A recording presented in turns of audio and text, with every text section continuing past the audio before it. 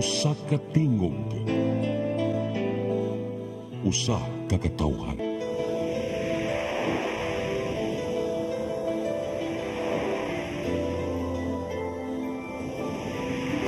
Cebu Catholic Television Network.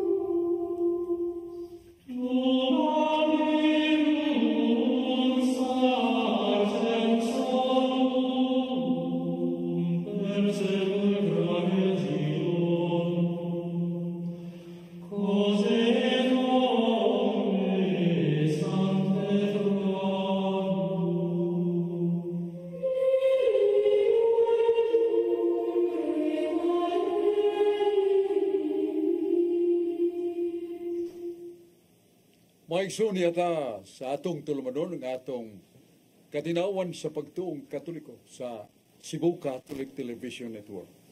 Atong pangumo si Brad Dodong Lim Chua, yang kapikas terdayan. Nagadapit kami kaninyo, mga igsoon ng atong tulumanon, ng atong katinawan sa pagtuong Katoliko, na ay panultihon sa kaalam, non potest esse diuturnum qui non subist veritas. No reason can be lasting when truth does not rule. Way pangatarungan nga mulungtan, kung waas ka matuuran ipasukan. Si Jesus mingon, pabilin kamo sa akong mga pulong. May baumos kamaturan o kang kamaturan magaluwas kaninyo. San Juan 8, turding 31 at 32. Niya upan ako karon niya si Brad Rodi Racasa, atong Master of Biblical Contradictions. Nga daghang mga nagsumpak sa Biblia nga nautingkay ni Rodi Racasa sa bagong tugon, daang tugon, iyan ang tanyag ka na ito.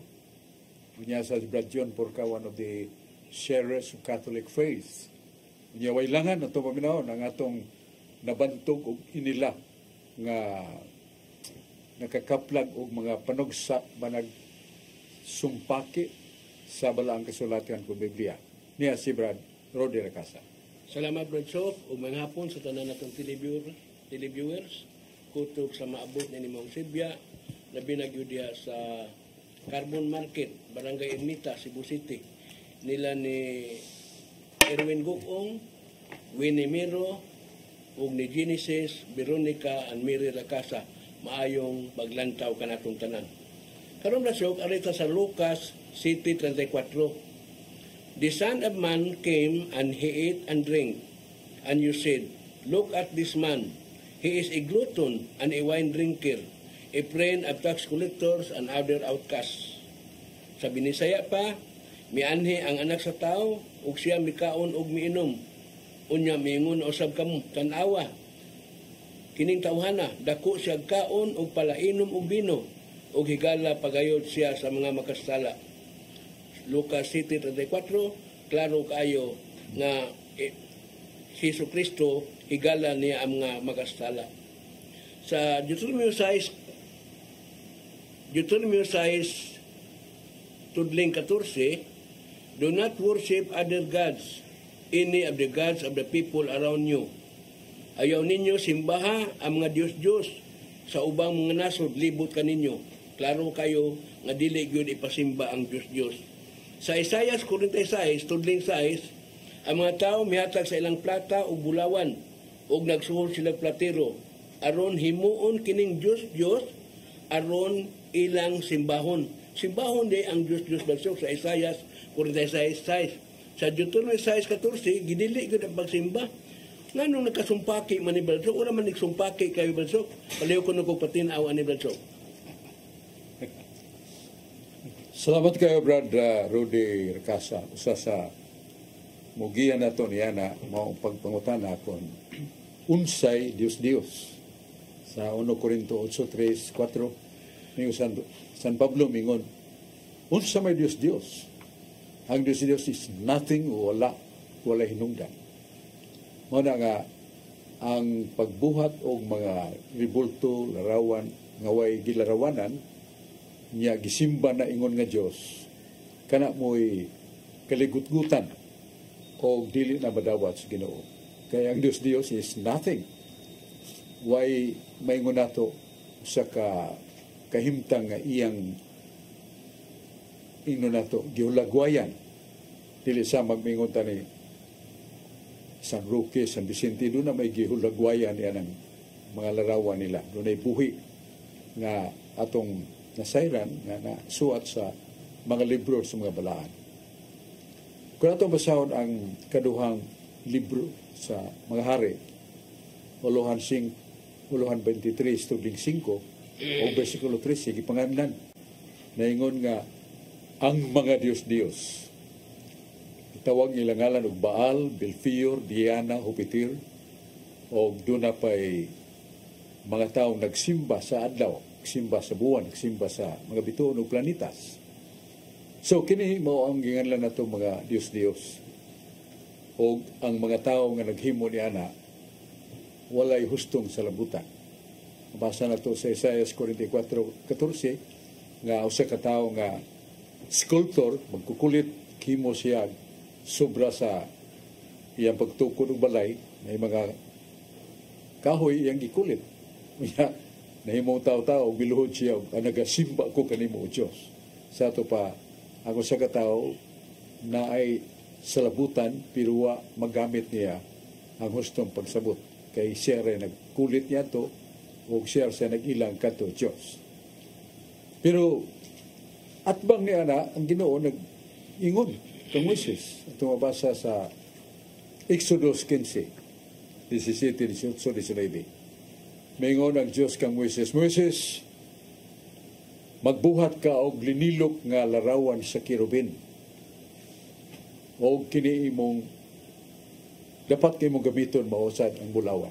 Ibutang na masikakilid sa altar ang Holy Tabernacle.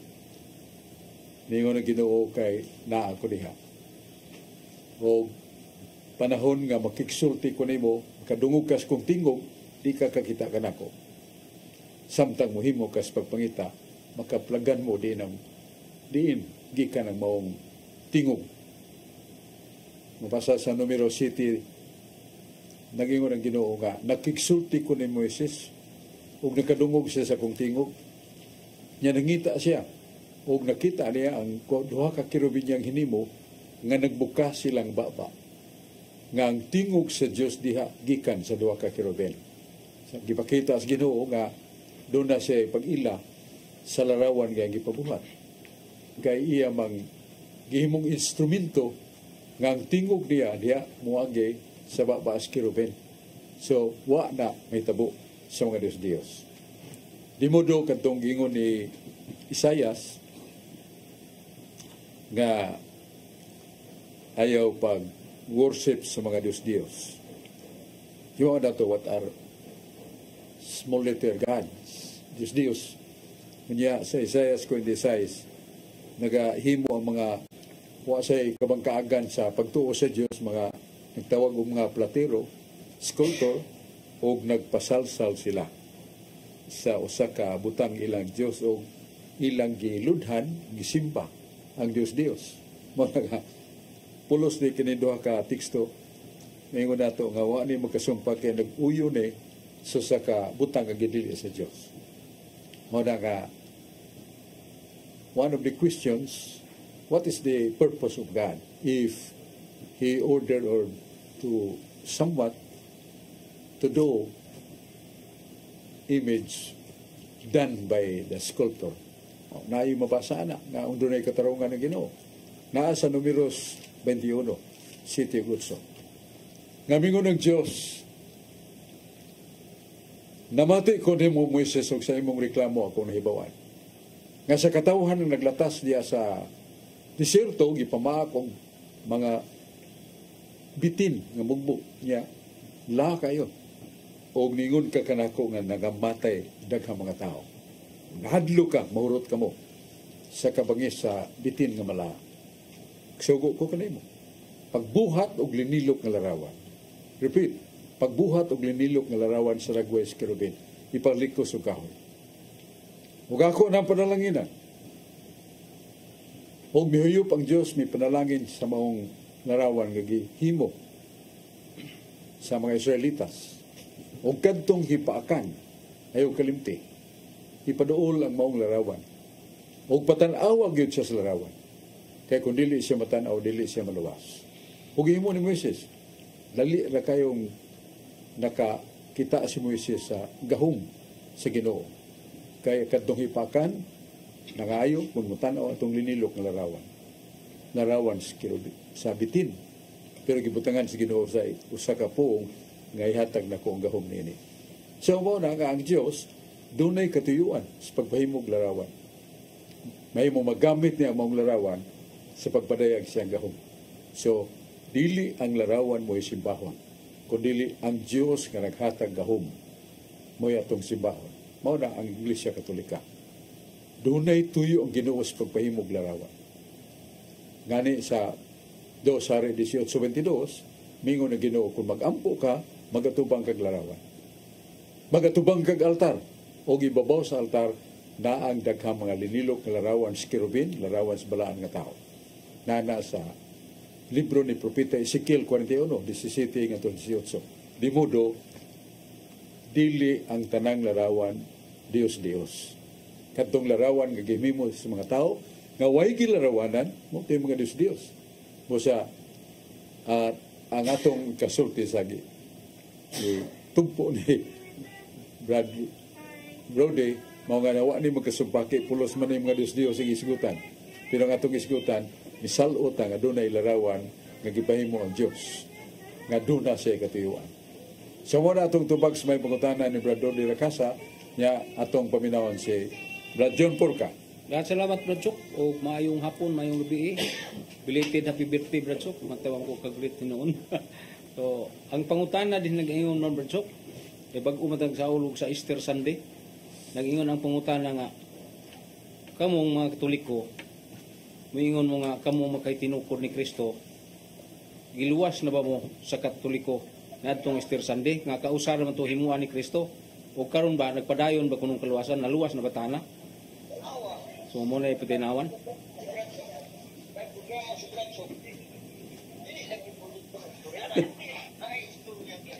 Napay atong kandong ay programa na to Fred Alboro.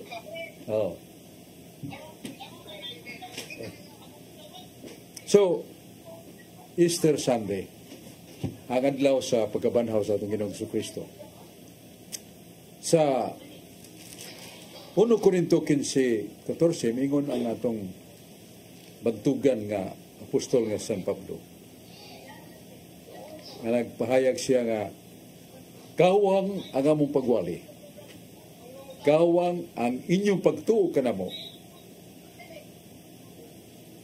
Kung wa pa mabanhaw si Kristo ang among mga pagwali, dili ang inyong tuhuan. Tungod kay ang among mga wali, way sukaranan, way gibasihan.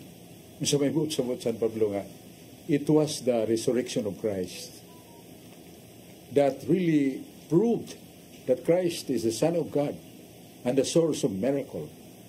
So therefore, the truth spoken by the apostles coming from Christ and Christ's resurrection confirms sa mga gisulti sa atong mga tinamod nga mga apostoles katuuan tungod kay ang nahimong sukaranan sa tinubdan sa pulong sa kamatuoran siya mas Kristo. Unya ang iyang mga milagro mo'y nagapamatuod niya na. Mo na ang pangutana kining nagpadayon bang kalwasan? Nagpadayon.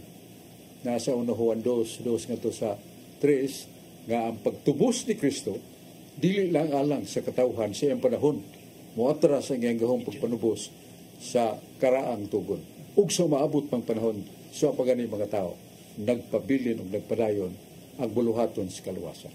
Kung sa buluhaton sa kaluwasan, maong pagtudlo sa kamatuoran, ang pagpuyo sa butan nga kinabuhi, ang paglikay sa sala, o ang pagsabwag sa pagtulong sa Ginoo ngadto suban aron ilang masayran. So mo na siya ang mapadayon ng buhat sa Ginoo para sa kaluwasan. Mo na atong katubag sa pangutana ni Brad John Porca. Brad Rudy. Salamat pag-usab Bradsok og maayong hapon sa tanan gyud natong makaigsunan nga naglantaw karon ng atong programa Katinawan sa Pagtuong Katoliko. Labi na gyud sa Bamboo Village, Pasak Pardo, Cebu City. Nila ni Elmer Sabiliano, Pipi Ramirez, og ni Dondon Ansane Rakasa. Maayong paglantaw kanatong tanan. Arita sa Roma, Bradsok, 3:12. All have turned away from God. They have all gone wrong. No one does what is right, not even one. Ang tanan namiya gikan sa Dios ug nahimo silang dautan. Walay bisan usa nga magbuhat og maayo, wala gayud bisan usa. Roma 3:12. Sa Job City 9, like a cloud that fades and is gone, we humans die and never return. Sama nga ang panganod mahanaw, ang tao nga mamatay, dili na gayud mubalik. Job City 9. Klaro kayo, dili na gayud mubalik ang tao nga mamatay. Sa Juan 5:28-29, ayaw kamo kahibulong kay moabot ang panahon nga ang tanang mga patay makadungog sa tingog sa Dios ug manggula sila sa ilang lubnganan. Mabanhaw de Bradsok sa Job City 9, dili na mubalik, di na mabanhaw. Sa Juan 5:28-29, mabanhaw gyud. Ako pangutana ani Bradsok, wa ka ni magka sumpaki Bradsok kining Job 5 o Job City 9 o Juan 5:28. Padayon ko nung patinaw Bradsok. Sa Job City 9, kaning ibasa ni Brad Rudy, nga kadtong namatay din na mabalik. Ang tinuray, ang tao nga namatay, nga di na mabalik, kundi siya pabaliko sa Ginoo. Kaya doon na may taong namatay na, nga mo si Moises. Ang edad ni Moises pagkamatay, 120 years old, way sakit, namatay siya. Kanya, sa San Mateo 17, 1-3, samtang dito sa Bukid Tabor, si Jesus kuyog siya mga tinunan, si San Pedro, Santiago, San Juan. Nakita man nila nga si Jesus nakiksulti ni Moises o buhi sad si Moises nga nakiksulti ni Jesus. O miapir sad pagpakita mao si Elias nga propeta. So dugay naman tong namatay Brother si Moises. Ya, ngano na nakita man nakiksulti itong Ginoo. Mo na ang imong pangutana nga na may nasuwat nga kadtong namatay, di na gyud mo balik. Pero ang Ginoo gay babalik, di sila kapugong niya na sa Biblia sa San Mateo 27, 52-53. Nga sa pagbugto sa ginhawa ni Kristo sa krus, higamit ni Jesus ng gahom. Diya siyang kamatayon nga nang abli mga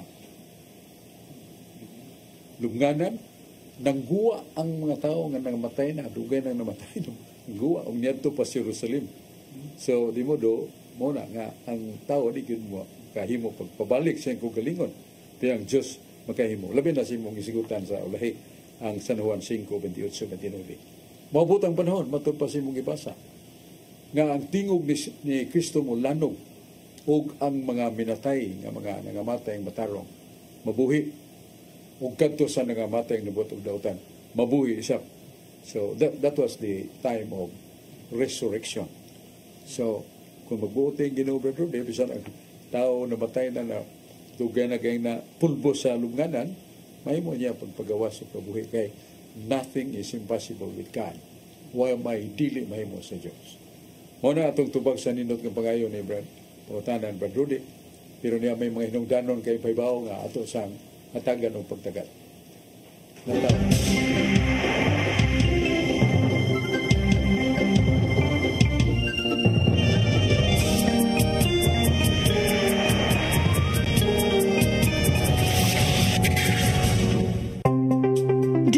the beauty of the Philippines.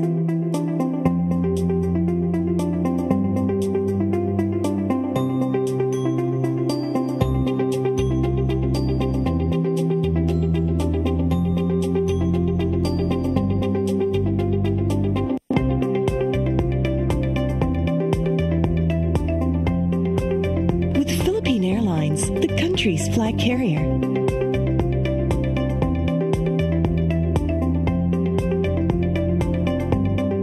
The airline that lets you feel the warmth of the nation.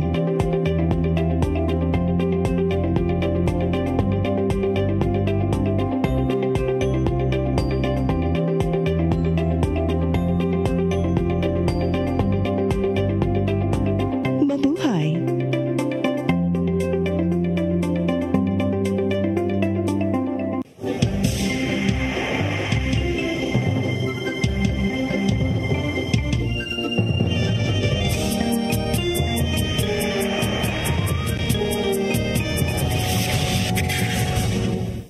Mga isunbalik ta sa atong tulumanon nga atong katinawan sa pagtuong Katoliko, nil bolitom ni si precognitum, matod pa sa pinulungan sa kinatman. Dili ta makahigugmas sa kapagkamao, kunwaan na ito masayri. Di ta makahigugmas tinuhuan ng watay kasayuran. Mao nga ni ataron pagpaambit sa mga pagtulunan sa atong kaluwasan. Niya ato sa mga paghatag pasinungog o pagyupo sa atong mga pinangga kay mga kaigsunan nga nagampo sad para kanato ang kaupungan sa mga malagarong katawhan, mga kaupungan sa mga nagiusa sa pag-ampo sa pagtabang sa nato. Akong greeting nato ni Honorable Ria Aquino Gulyas, Congresswoman, First District. Niya si Mayor Samsam Gulyas, natong Mayor, niya Vice Mayor Choy Fernandez Asnar. Niya dayon sila mga councilors, Tigol Gulyas, Maning Cabriana, Rudy Cabigas, Dan Caballero, at Rodeli Cabigas, si Pedro Rabaya, Gail Stauro, Tony Rocky Bass, Sterpi Bali Ilanan, niya si Alito Bacaltos, Dr. Attorney Rakibas, o si Faye Ilanan. Greetings sa nato ni Brad Solping Algeri diya sa San Fernando. Kung sa ka maligon kayong iksuon nato sa pagpambit sa mga puong sa Diyos, unya siya sa mga pagtabang sa San Fernando Caritas, kuyog siyang kapikas. Saludo ta nining magtiayon nga butan kay nagalagad sa mga kabos. Niya niya si Brad George Turpil, usas mga Catholic Faith Defenders. Niya si Brad Alan Tanggapan, nga doon na sa sila mga pagpambit. Atong nahon si Brad Alan Tanggapan. Salamat, Brad Sok. Nabigay ko atong kauban din sa simbahan, labigay rin sa atong programa. Sa nagpresibing lantaw ang programa ang katinawan sa pagtuong Katoliko. Ako sampit kanimo, Brad, ang akong pamilya mao si Tanggapan Family, akong asawa mao si Linlin, ang akong anak Kibin ni Kugini, labi na akong mga igsoon mao Crisaldo, si Undoy o si Artemio o si Bubong, mga brother nako naglantaw ang programa. Brad Sok, mahitungod kini sa hugas sa tiil. Juan 3:4 nga 11. Ato kani basahan Brad Sok. Busa mitindog si Jesus, gihukas niya ang iyang sapaw o nagbakos siyang tuwalya. Unya, naghuwad siya tubig sa planggana o gigasan niya ang mga tiil. Mga tinunan, ipahiran niya ang tuwalya ang iyang gibakos. Biduol si Simon Pedro, mingon kaniya, Ginoo, higasan mo di ay ang akong tiil. Si Jesus mitubag, dili ka makasabot sa akong gibuhat. Apan makasabot ra ka unya. Og si Pedro may ingon, dili gyud ako magpahugas kanimo kay akong mga tiil. Apan si Jesus mitubag, dili ka hugasan sa imong matiil, wala kay labot. Matud pa ni Kristo, wala kay labot. O sa Juan 13, 12-14, human sa iya hugasi ang iyang mga tiil. Gisunob niya usab Jesus ang iyang mga sapaw nibalik sa iyang dapit. Ang pangutana baso, dili magpahugas sa mga tiil ang mga tinunan baso. Walay labot baso. Usa man kahulugan aning pagpahugas sa tiil baso. Tagay kung patinaw na bisik usay kahulugan ani. Alang na to, magwa ka nini na to, mabansay nga tunay tao nga mahugas sa itong tiil. Kita nga mahugas.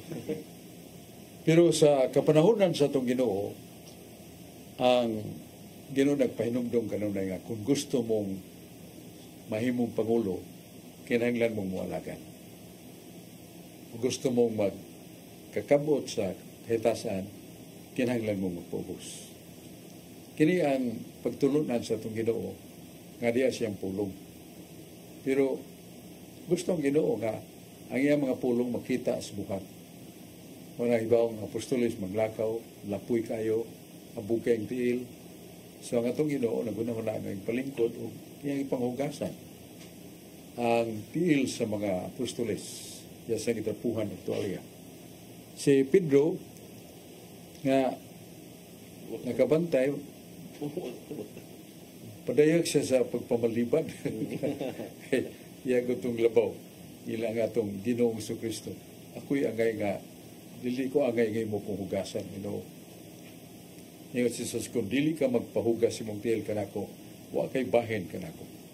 Marang kusobrahan San Pedro, kung mauna, di lang kay tiil hugasan. Kung dili apil nga kung ngayon yung Ginoo, kung nakaligo na ka, igo na nga paghugas si mong tiil. Ya San Juan 13:15 ningon si Jesus, buhatan ninyo ang akong gibuhat. Sundan ninyo ang akong gihimo. So ang dako nga mensahe sa itong Ginoo nga kung kinsa may nahimong labaw, nga mahan labaw ang gina sa anak. Pero daghan sa mga anak dali nga makabi kung ang ilang amahan mapausanon, nailan nila ang mga pag-antos sa kaamahan para mabuhi ang mga anak. Ya, ang amahan ug dunay mitabo sa anak ay sakit, ya ginang kuguson padong at ospital. So mo na sa atong katilingban, way kasamo, way panagbingkil, way panag-away, kung dunay magpaubos, labi na ko nang magpaubos, labaw na to. Anak matandog na to kasing-kasing. So the message of Christ, the washing of the faith of the apostles, humility is somewhat to be done, even the leaders. O kino'y mayo nga pagtulunan. Kakatun sa naguban sa pagpaupos mo na ingon si Jesus, sunda ang panggibuhat nasa San Juan 13:15. So mo na ang usa ka dakong pagtulunan nga ang Ginoo siyang pagkapangulo umilde sa tukang mapabisanon. Usa sayon kay natong sundo ng usa ka tawo nga bisag labaw nato mapabisanon pagalagad kanato. Mo na si Kristo. Moya si Brad kauban nato nga angay nato paminawan bugnaw kay ning buot sa iyang mga dialogues si Brad George Turipel. Salamat Brusok, may hapon kanimo nya, may hapon ka natong tanan, labi na sa ato mga televiewers nga kanunay nga nagsunod niya itong programa ug sa mga online viewers sa FB. Mayong paglantaw ka natong tanan nga akong greetings diya sa Malbual Cebu sa kapikas nga si Lourdes Ferrer Turipil nga naglantaw karon sa poblasyon ni Tapi Bohol, kung igagaw nga si Ate Arlene Garcia Cagadas ug sa iyang kapikas nga si Kuya Baduy, mayong paglantaw ka natong tanan. Kung pakutan na Brusok, may tungod ni sa katong Domingos pagkabanhaw Brusok ba nga sa inig-sugat bitaw diya sa Migdanilla, muli na nga ang unang gipakitaan Brusok si Birhen Maria sa simbahan na sa tradisyon. Pero sa Biblia Brusok, mabasa na to Brusok na din sa Marcos 16 na 9, ningon diri nga human mabanhaw si Jesus sa iyo sa unang adlaw sa simana, mipakita siya pag-una kang Maria Magdalena. Kaya ato gihingin na ni Jesus ang pito kayawa nga diha sa mga babae. Kanya milako si Maria o gipaibalo niya sa iyang mga kauban nga nagsubo ug naghilak. So sa Biblia Brother, nga si Maria Magdalena yun ang unang gipakitaan, pero sa tradisyon si Virgin Maria nya kani Brother wa ang gilabaw ani Brother kining Biblia, tradisyon ug magisterium. Nya kini Brother mura man contradict Brother, asa magi ato ang tuoan ni Brother kining pulong sa Dios nga nasa sirak nga ang pulong sa Dios mo labing taas sa tanang kabuturan, o ang kining tradisyon Brother palihog ko patinaw Brother. Ang mga sugid sa lakang sa kinabuhi, mga pulong ni Kristo, dili kayo haniti si San Marcos. Kaya gini San Marcos sa malani ka disciple, he is not one of the apostles. Muna nga, ang nire-record, ang iyang gi-record mo nga, ang unang yung gipakitaan ni Kristo, si Maria Magdalena. Na-record na. Pero ang ma-record nga usab tinuod mo na ganda na itong tradisyon o tayo mabasa sa Biblia sa 2 Tesalonica 2:15. Gamigon San Pablo mo ni atong tamdanan sa atong pagtuo o sa atong pagpadayag ang balaang kasulatan, ang tradisyon. Kunya naasa ng muagak na to ang simbahan. So, wa good iwakli sa mga apostoles ang tradisyon. Gawas na itong tradisyon nga gibadlong ni Kristo.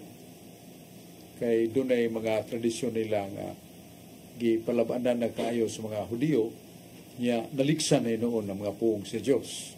Iwakli na ang puong sa Diyos. Kay ang puong sa Diyos, mao man ang labing mayingon nato nga yan lang ko na sa divine revelation. Gikan gyud sa Diyos.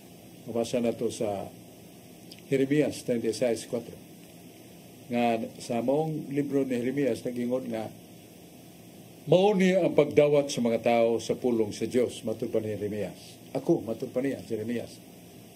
Diktahan ko sa Diyos, gisultihan ko sa Diyos sa mga pulong niya.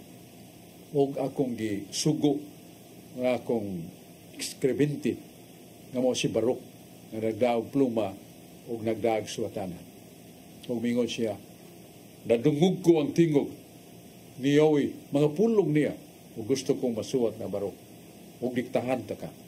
So, muna nga ang mga pulong nga nasuwat sa balang kasulatan, pahibaw ta, nga gikan sa Diyos, pero gikan sa tao, nga gidiktahan sa Ginoo. So, ang mga puong lugar pamasuwat, ingan lang na siya tradisyon. Kay wa man masuwat. Pero actually, ang meaning of tradisyon kari ka sa dictionary, gikan man na sa Latin nga tradire. Sa ito pa, ang gipadala.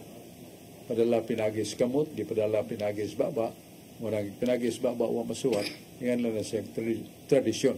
So, really ta kaingon nga doon ay labaw ni Ninduha. Kay pulos manigikan sa Ginoo. Kay the holy traditions are also derived from God's word.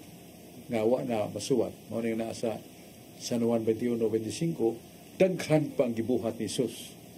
Nga kung suwaton pa, dili paigo ang kalibutan nga kasudlan sa angay nga suwaton. So angay nang suwaton pero ang suwat. Pero hinungdanon man, mo nag-apil na simbahan nga na natong holy tradition. There is no such contradiction to that. Kay si San Marcos, ang iyang ipaminaw mo si San Pedro, niya ang naibawaan San Pedro nga si Jesus nagpakita ni Maria Magdalena. Pero sa kadlawon pangitngit pag naay gibati ni Jesus nga kinahanglan ihatag niyang hupong nga kalipay ug kahusay sa pagbati siya ginahan. Muna nga siya gyud miadto sa balay siya ginahan. Og labiyang lipaya sinahan igakos ni Jesus iyang inahan puting lipaya kay buhi day iyang anak. So muna nga the first one visited by Christ was his mother. And that is tradition. Pwede na mingon nga bakak na kung sa o may tradisyon, o may holy tradition nga bakak. Ang usa lang, recorded, ang usa wa. Doon lang tagapan? Yes, tagapan. So, ari ta diri sa Baljok, may tungkol sa kining gitawag atong itom nga narasit no. Nga no Baljok, ang diya sa Quiapo, itom gyapon Baljok sa ato man puti man palihog tinaw Brad Sok. Usoy dagway o puti sa Ginoo. Puti o itom. Masay nabasa nimo sa Biblia nga ito. Wa may ang sa Quiapo ito mang ilahagod niya ang itong ikaw Andre. Sa kuana kanang Nazareno man. Nazarene. Oo. Tagay pa kinabot so kay nganong na ito mang ilaha. Ang North America sama sa Brazil, nauna-una sana sila sa pagdawat sa mensahe ni Kristo. Spaniards ka po dito mga sila. Ya, nauna-una nila nga ang ilang dako nga larawan, murag life size nga larawan ni Jesus, ilang ihatag sa Pilipinas. So doon na may panaw nila nga mga kining galyon nga ilang kapadadaan.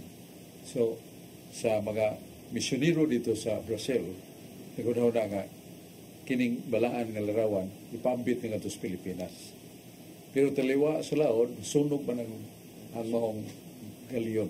So pwede nilang pagtabang nga maugdaw. Pero na, kung yun nasakpan sa kayo, ang larawan ni Jesus Nazareno. Muna nga, doon ay kainit, kapaig sa kulor sa larawan. So, na-dark na siya. Muna ang history about the Jesus Nazareno. Pero ang atong Jesus Nazareno, gikuan man, gisundog man sa itong, di ba? Atong Jesus Nazareno. Pero muna ang history about that. Ang panit sa Ginoo, white. Puti man ang mga panit sa Jewish people. So dili negro. Puti ang ilang panit. So muna ang ngalan na ito, history as background why nga ni Jesus Nazareno sa ato mas Quiapo, bisan sa Cebu may larawan blacken man sa ito pagi color man ito. Siya mo ng istorya niya nga ang original puti na so magay message, spiritual message na Brad Alan. Mao ra gyapon, mao di mo sa mao ra gyapon siya. Maurag po ng Ginoo. Yes. Bisag ang mangiyang larawan, magkalilain. Bisag ang larawan ni Jesus, tanawan na, tapuka na siya, di ba? Dili mo parehas. Oh. Pero katong nga larawan nga pintal sa mga bantugan nga mga artist. Kinsa man? Ano katong bantugan? Nga pintal sa Pilipino? Dili. Leonardo da Vinci. Leonardo da Vinci. Nga gipintal niya ang ining La Sapiel. Las Sapiel sa kanang si creation ba? Ya. Kanang kisami gyud sa dako kay simbahan sa Rome. Mingon tong pare nga nagkuan suko ba dugay ni mo na human diya oy. Sunda ka kadako ana yan. Ang iyang kamot nga kalma kayo pero kay ba di ba yung picture ko manigo siya kanaog niya tiwasan lang na kay dugay kayo. I am not depending my work on time but on eternity. So kaan siya muna doon na may butang dito nga na impierno na langit katong parang kasaba niya gibutang niya si impierno siya pinti without that is really this ang mga skill ba niya itong nga tao na guna na ito. Grabe. I am not depending on time, but I am depending on eternity. Sa mga eternity, way sinugdan, way katapusan. Ikaw. Sinya sa itong formusok.